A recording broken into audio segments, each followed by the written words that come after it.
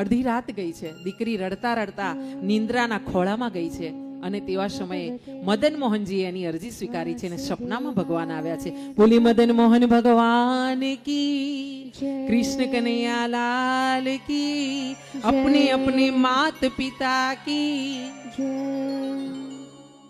અહીંયા મદન મોહનજી કુંવરીજીના સપનામાં આવ્યા છે. સપનામાં કીધું છે કે તારો એકલું મન નથી, તારે એકલાએ જ મને લઈ જવાનું મન નથી. સાંભળજો, મદન મોહનજી કહી રહ્યા છે રાજકુંવરીજીને કે તારે એકલાએ જ જવાનું મન નથી.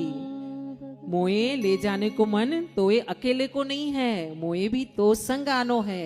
આવી રીતે મદન મોહનજી મથુરાની ભાષામાં કુંવરીજીને કહી રહ્યા છે કે તારે એકલાએ જ મને લઈ જવાની ઈચ્છા નથી, મારે પણ તારી સાથે આવવું છે. એટલે કુંવરીજી ભગવાન સાથે સત્સંગ સંવાદ કરી રહ્યા છે અને કહી રહ્યા છે જો તમારે મારી સાથે આવવું છે ને, મારી સંગાથે આવવું છે ને, તો પછી આ પરીક્ષા એનું શું કરું પ્રભુ, હું તમને કેવી રીતે ઓળખી કાઢું? એટલે મદન મોહનજી હસ્યા છે અને કીધું છે તું ચિંતા શાને કરે છે? હા, ચિત્ત તું સિદ્ધને ચિંતા કરે, ચિત્ત તું સિદ્ધને ચિંતા કરે, કૃષ્ણને કરવું હોય તે કરે. આપણે તો ખાલી એક જ કામ, 100 દુઃખોની એક જ દવા, કૃષ્ણ. હરે કૃષ્ણ હરે કૃષ્ણ હરે કૃષ્ણ હરે કૃષ્ણ. નામ સ્મરણ કરવાનું અને નામ સ્મરણ કરીને એના ચરણોમાં અર્પણ કરવાનું. કોઈ